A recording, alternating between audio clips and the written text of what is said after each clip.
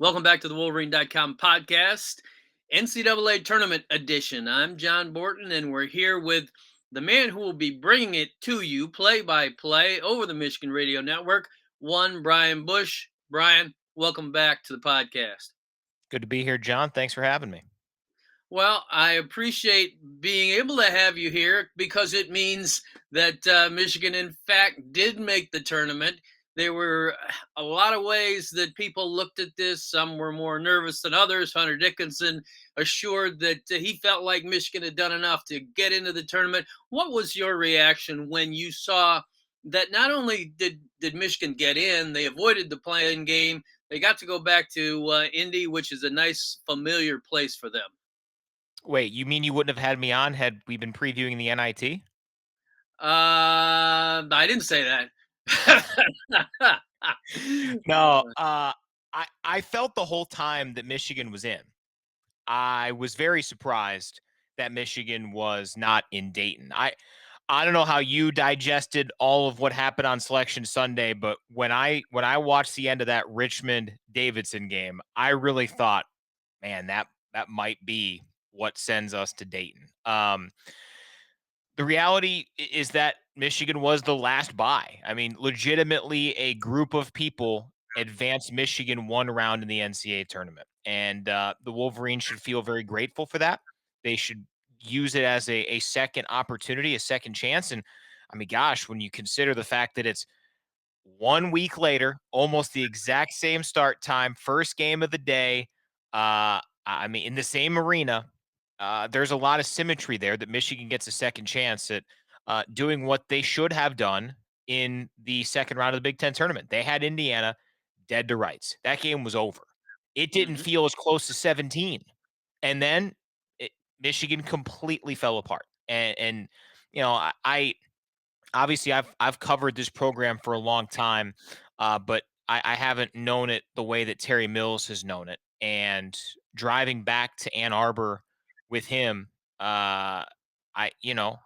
like, I'm not watching basketball for 3 days. And if Terry Mills ain't watching basketball for 3 days, it's a gut punch. I mean, I toward the end of the drive, I asked him, like, can you think of anything that compares to that? And he couldn't think of anything. And well, it's a good thing we don't have to worry about that anymore, because in the moment you worried, could that have potentially cost Michigan? And fortunately it didn't. Yeah. I would go Colorado football 1994, but different Sure. sport. I will say this: um, Michigan.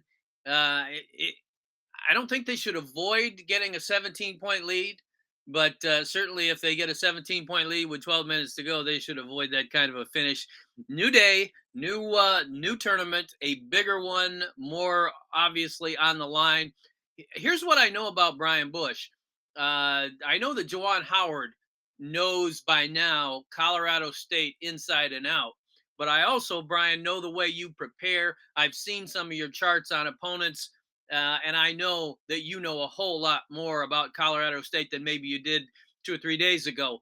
Tell me what it is that you know, what to look out for, your general impressions of this team. Well, from a personal side, my girl went there for her veterinary school clinicals. So I've Mm, followed Colorado State a little bit. Fort Collins, there aren't many places that I would put up in the same type of uh, wavelength as Ann Arbor, college town wise. Fort mhm, Collins is. It's awesome. mm, From that standpoint, I knew a little bit about it and had followed. I think we all kind of, at least through bracketology, followed the Mountain West because people were talking about, oh, well, it's a 4-team Mountain West NCAA tournament. And I know when I started hearing that, I'm thinking, well, that can't be right. It's December, it's January. And what's interesting is, of that 4-team Mountain West NCAA tournament, Colorado State was picked to win the league. Uh, they had the player of the year. They've continuously improved over the 4 seasons with their head coach, Nico Medved. And they have two of the best players in this group of 4 teams that will be fighting for a spot in the Sweet 16 in the early session on Thursday in Indy. Uh, a guy that I don't think is getting as much run. We'll get to David Roddy in a second, but Isaiah Stevens has averaged almost 5 assists a game for his career. Hmm. And this is a 3-year career. He's basically played almost every minute he's been there, averages 35 minutes a game, shoots the ball almost 50%.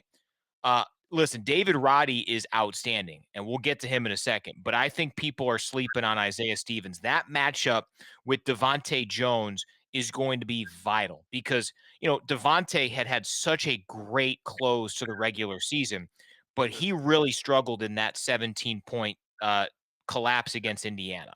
He needs to bring it, and he's more than capable. But Isaiah Stevens, dude's legit. Now, David Roddy, I know, John, you and everyone at the Wolverine, all over Ken Palm. That's one of the biggest resources that I use. And Ken Palm has a Player of the Year algorithm, and David Roddy is the ninth player on that Player of the Year algorithm. He is one of two. Take out Gonzaga. I don't consider them as a mid-major team anymore. But Right. outside of that, there are only two players in the top 10 who are outside of power conferences, and one is David Roddy. He is shooting it at almost 60%. Where he's really improved this year is from three. I mean, the guy's shooting, what is it, 45 of 99 from three. He came in like 23%. He's taken a huge step forward. So those are the two guys you have to worry about. And a lot of times when you see these teams you don't know a whole lot about, you think about last year, Max Asmus from Oral Roberts, you think, oh, it's just a one-man team. Well, teams normally have a little extra oomph behind them. This is Colorado State's best team ever. This is their best seed ever. They have not been to the Sweet 16 in the 64 or 68 team era. Uh, this is a team that they're going to talk about there for a long, long time. But you know what, John? People talked about that Michigan team last season as one of those in Ann Arbor. It's an all-time team. It's a Big Ten championship team. You know who beat them? An 11 seed. At this Hmm. point, that means absolutely nothing. It's a coin flip game between two really good programs, two really good head coaches, and there are some other guys on this team that worry you. But I mean, David Roddy and Isaiah Stevens, if they play to their potential, Colorado State has a great chance to not just beat Michigan but make a run. It's up to Michigan to try to shoo those two guys away. All right, and to that end, a couple quick follow-ups with Roddy. Who do you think for Michigan draws the defensive assignment, and is Roddy the type of player that is going to get his regardless, and you have to focus on shutting down the other guys? Yeah, I think he's going to get his as much as you can. Roddy, I would assume, would be on Musa Diabate, Phil, and vice versa. Phil Martelli alluded to that a little bit on our coaches show last night. So I would assume that will be the responsibility. I mean, Roddy, he's listed at 6'6", but he's 255, so he's a bigger body, and that's pretty typical of those good mid-major programs. You got guys who have the skill, but maybe not quite the prototypical size that you would expect to get them to be 4 or 5 star recruits and go to some of these really big programs. So I think it'll be Diabate and Roddy. Obviously, the Devontae Jones, Isaiah Stevens matchup. That is obvious. Eli Brooks will certainly be in to try to assist that in some way, shape, or form. But that's the point guard battle. So yeah, I mean it's going to be tough. I think in that situation, listen, Roddy, he scored, I think, double figures in 27 of 30. He scored 20 or more in 14 games. They've only lost 2 of those 14. I've only lost 5 games all year. So that, I don't know how much that tells you. But this is a team that they score through him and through Stevens creating for him and others. So yeah, it's, you know, uh, Michigan can win if David Roddy has a big game. If both Roddy and Stevens and maybe one or two other ancillary parts do, then you're starting to draw dead. So with Devontae Jones, you talked about that finish and how rough it was. He almost looked like he was a little bit nicked up the way that he was struggling there. I'm just wondering about his health and how do you think that he will respond in this game? Certainly during interviews, he sounded like he really stepped up to take ownership and said that I don't make turnovers like that, and I take that on myself, and I'm going to turn that around. Yeah, I mean, Devontae absorbs some real contact. We've seen him spill to the deck plenty of times this year. I know he took a shot late in that game against Indiana last week. I haven't heard anything about health one way or the other. I mean, I think his leg would have to fall off if he weren't to play in this game. I think of all the players on this team, to me, the and he spoke to this after the selection show, the fact that not only is Michigan in the tournament, but they're going back to the same arena where legitimately that could have, if things went differently, that could have ended Michigan's chance in the NCAA tournament. And to get to go back to that arena 1 week later, same circumstance, but now really truly your season's on the line.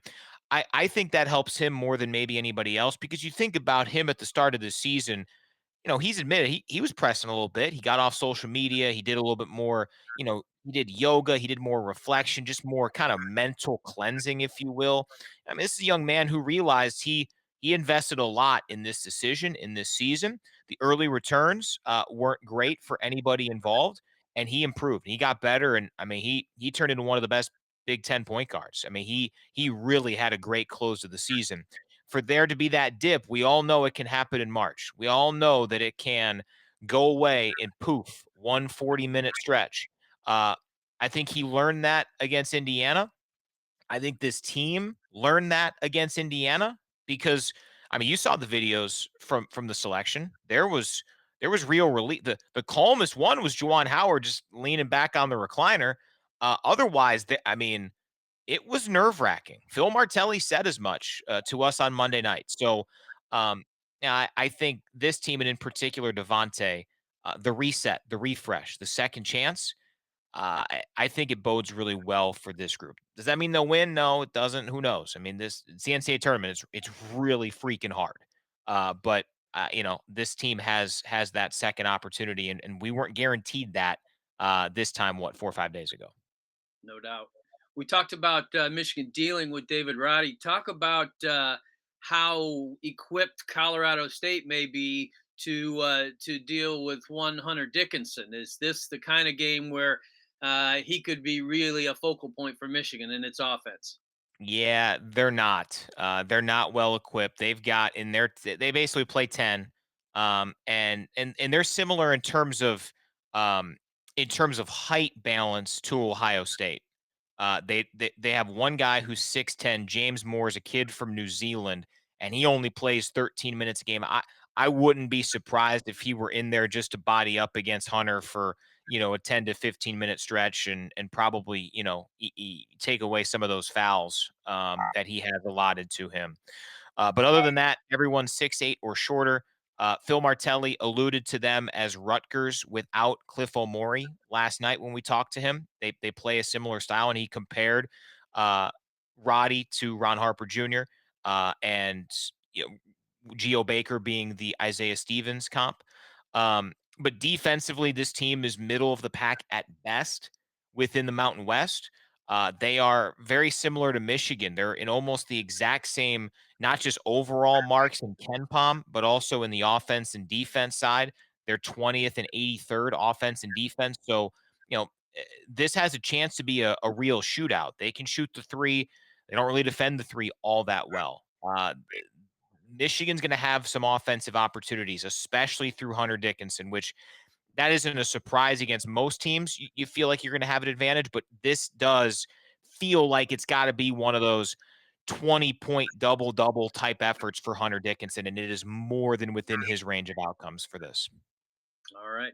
Who might be Michigan's best opportunity for a classic John Beeline outlier in this one? Could it be a Terrence Williams stepping up? Could it be a Brandon Johns Jr.? If you were to just go out on a limb and pick someone that might surprisingly step in, maybe not a surprise anymore with Terrence Williams the way he's been tossing in the threes, but who might give Michigan a boost that you're not looking for? Well, if you'd have asked me this before the Big Ten tournament, I would have said Kobe Buffkin, and then Kobe Buffkin didn't play. So Yeah. shows you where I would go with that. What I'll say is this: I'll take Terrence Williams for this reason only. I think we all sometimes forget how refereeing changes in the NCAA tournament. Things are a little bit more by the book. This, just like it's a spotlight situation for players, is a spotlight situation for the referees. They know they are very much on display. And I'm not saying that that means they're trying to take over the game. I'm just saying I think you get into the late stages of conference play, and you kind of want that physicality, that bruising, that rivalry stuff that we see late in a conference basketball slate.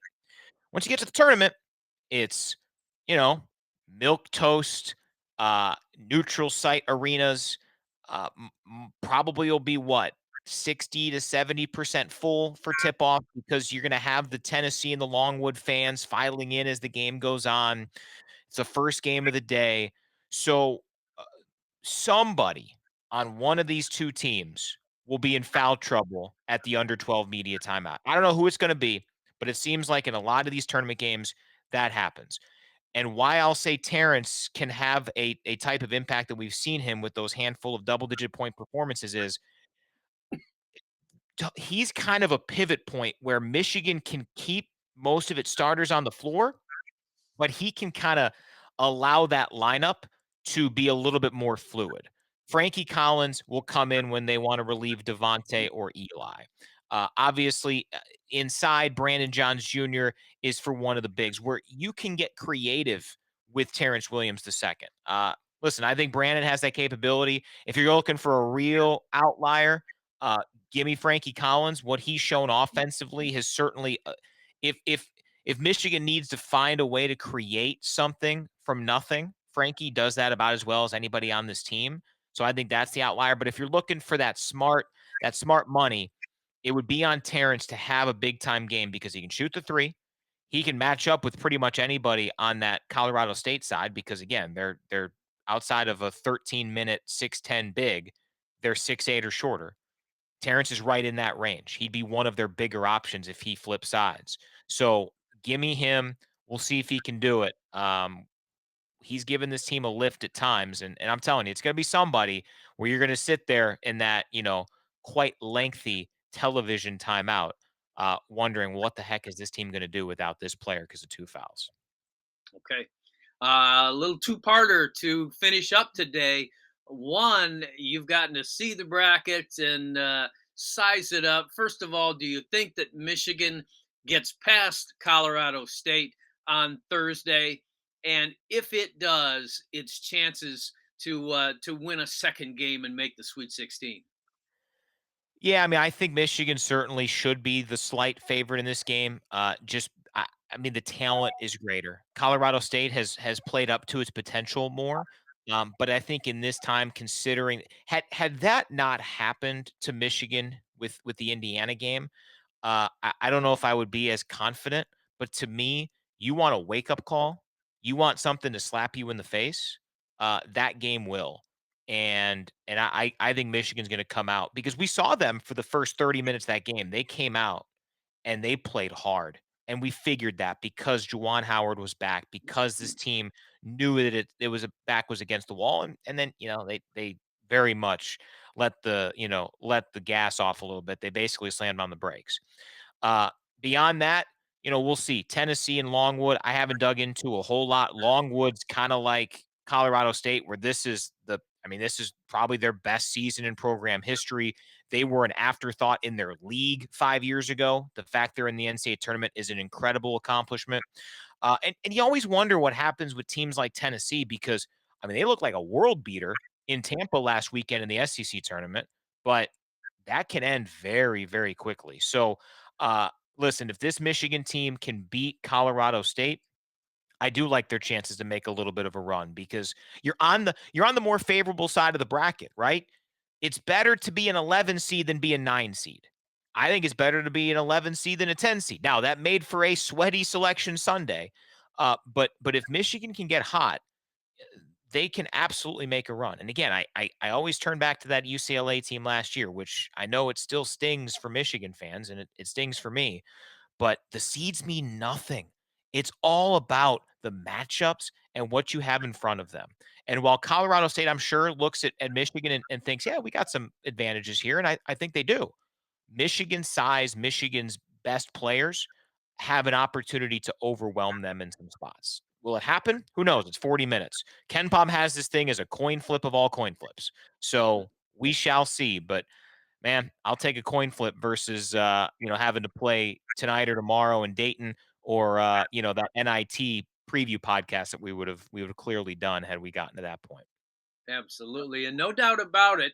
One thing is for certain: with this time next week, if we're able to get together, we will be either talking about Michigan matchup in the Sweet 16, or a little bit of spring football, which is always there on the back burner. We'll keep it there for now. Brian Boesch, fantastic job as always. Thanks for being with us, and we'll be tuning in to listen to what you bring us on Thursday. All right. Thanks, John. Appreciate you having me.